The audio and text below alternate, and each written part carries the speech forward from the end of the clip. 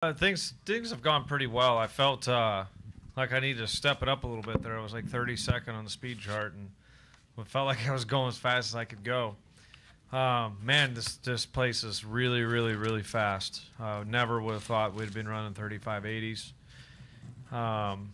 Every lap is like a qualifying lap. You're holding your breath, and you make about three and come in and think about it for a while.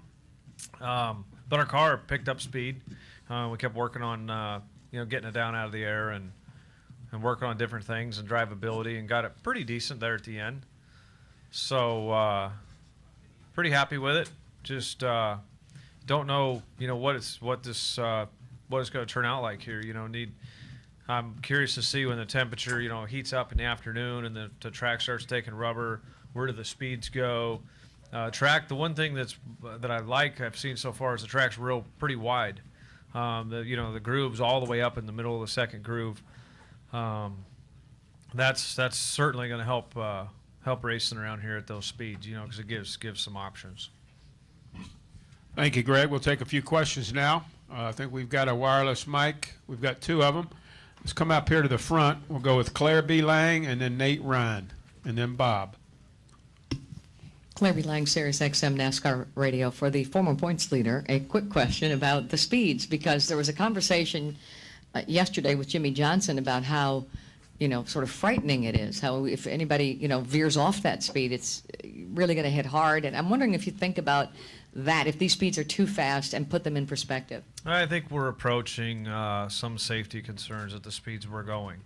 I don't know if we're quite there yet, but, the thing that you worry about is if, a piece breaks on the car, engine breaks, an inopportune time, coming off the corner, getting in the corner, a spindle breaks or a component, because we are going faster than we've ever gone before, and we're probably loading these cars more than we ever have. So, we're certainly testing the components of the car as well.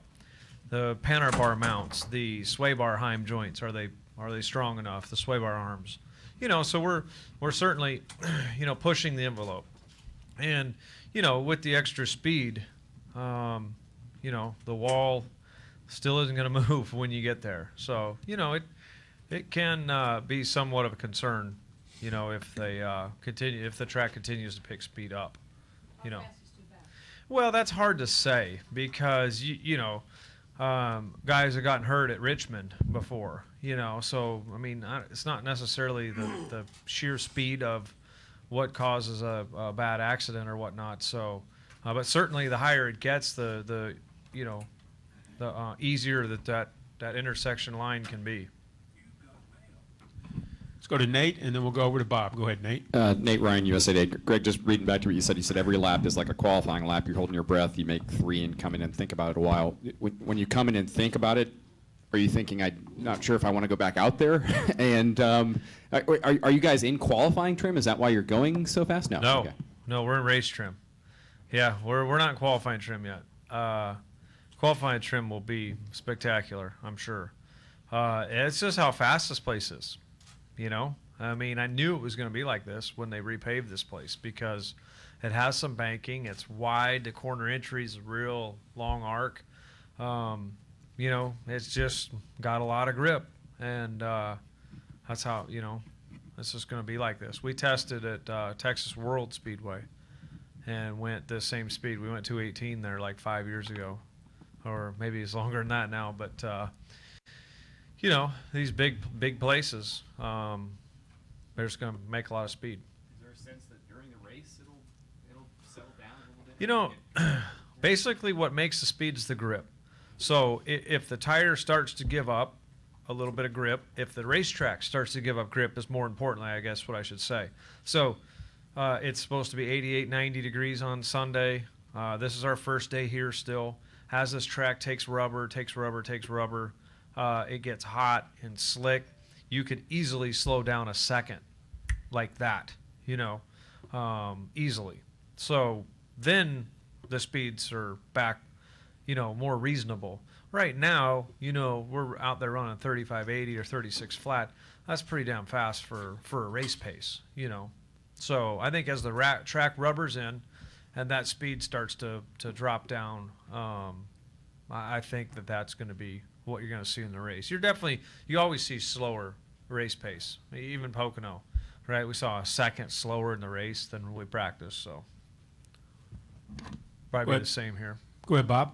Bob Hocker, Sporting News. I mean, last week we were hearing 211 going into turn 1, and now you're at 218 here, right? So, yeah. I mean, is there much of a difference as far as, I mean, last week there didn't seem to be a huge problem, so I'm curious, is this very much different than what you were experiencing last week? Not a lot different. This track is a lot different. Entering the corner at 211, we slow down at Pocono. We slow down a tremendous amount. Here, you don't slow down a lot. You enter the corner at 218, but we looked at a brake trace. We're using the brakes at like 175 psi, which is just barely dragging the brake pedal. That's hardly putting any brakes at all. So we're not putting the brakes on at the end of the straightaway at 218. We're just turning into the corner. Where at Pocono, you're slowing down for the corner.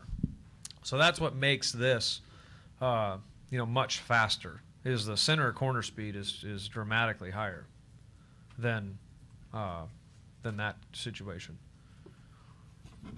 Other questions? David Newton, and then over to Lee. Go ahead, David.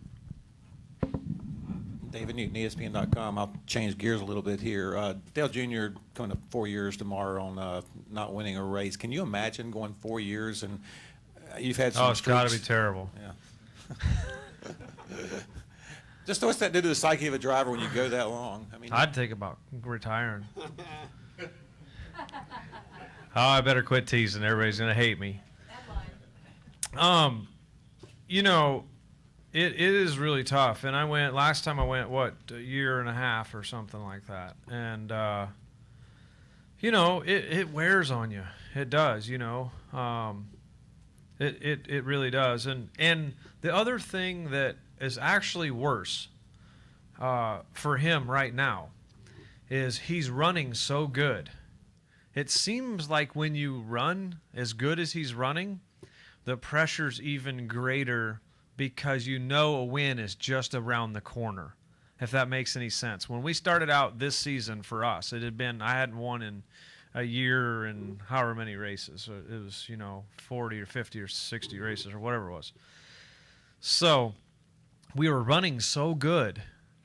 Everybody's like, and then you start thinking about it, when are you going to win? When are you going to win? When are you going to win? So actually, him running as good as he is, we all know, and their team knows, or I know he's going to win a race. He's close at Pocono, he's fast again here, he ran good at Dover. They're going to win. So it almost puts more emphasis, if you will, on when, and I don't know if that's more pressure for the driver. I certainly felt pressure at the beginning of this season. As good as we were running and leading the points, how, we needed to get to victory lane. And I'll tell you, it was quite a relief when we did get that win. And we've been close on the second, so we just need to keep working at it. But, it weighs on you. But if you're running, it's kind of funny. If you're running, 10th, 15th, 18th, it's not at the top of your mind because you're probably not in the position to win at that point. Right now, he's in the position to win. He's running good enough to win, so the emphasis is there, Who else had a question? I think Lee, and then back to Bob. Right here, front row there, Lee, please. Lee Spencer, Fox Sports. How much influence do you think what we're seeing as far as the speeds go right now? I mean, obviously it's because we have fresh surface and all that, but NASCAR's also made, light changes to the aerodynamics of the car in anticipation of the new car, the 2013 car. What do you think with the speeds that they're seeing now? Do you think that will have any effect on the new car because they're still tweaking with the hard points? Yeah, I don't really think so because, we got to race everywhere. So we're not too fast at Dover or Richmond or, all these other places. It's just here. So it's hard to do something to the car to slow it down at one racetrack versus everywhere. So I don't know that there's anything they can really adjust on the new car. That's not, you're not going to suffer it, not have as good a race or a good a car at Loudon and some of these other racetracks. You know what I mean? I just don't know what they could do to the car. We were talking about restrictor plates last week. Do you think that's a possibility this late in the game, doing something to slow the cars down? I would be surprised if I saw a restrictor plate, but I have to admit, if I was on the other side of the game, I'd be a little bit nervous right now with the 218. But like you said, it's kind of late in the game, and who knows what it would do. That's the biggest unknown. I mean, we know it slows the car down a little bit, but shoot, where do you start? And are these engines capable of, that's a lot of unknowns. Bob, do you have another question? Yeah, Bob Congress, Sporting News. You joked about not being the points leader anymore, but it's your teammate who is. How dangerous is Matt Kenseth right now as far as, championship and everything? I mean, he's considered one of the most steady guys out there. Yeah, he is. And, it's unfortunate we gave the points lead away with a broken engine. Certainly we were running third when the engine broke, and Matt finished seventh, and when we were running third, we had a strategy to stay there the rest of the race. So it's quite possible I would have finished in front of him and extended my lead by a couple points maybe.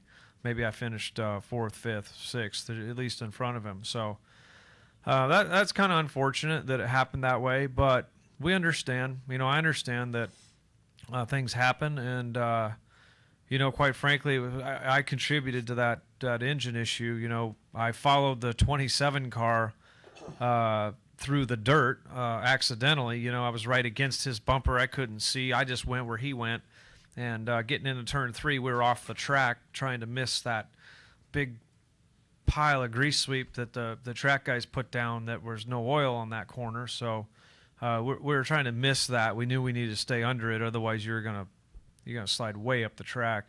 And I went off in the dirt and plugged the radiator or the front grill up, and we ran the oil too hot for too long a period, which resulted in breakage. So Matt's going to be tough to get back in front of. He runs good here and all these places, so we'll see. Reed? Reed Spencer with NASCAR Wire Service. You talked about the second groove already being workable. How long do you think it's going to be before you can basically run anywhere you want to on the racetrack? That's probably going to be a while, simply for the fact that as we continue to about the arc, if you looked at the aerial view of this place, where the black curve is on the racetrack, in order to run any higher than that is a further around, it's more distance. And the only reason why you'd run there is if there was less grip, from at least the center all the way to the bottom. We're running, this place is so damn wide. I love racing here, but right now it's probably 8 grooves wide in the corner, and we're running like 3.5. So we're running about the middle of the track now. And you could literally put probably 3 cars side by side in the corner right now, or at least 2, minimum 2 for sure. So I don't see it going a lot higher, because I don't think there's going to be any more speed to be had, the higher you go.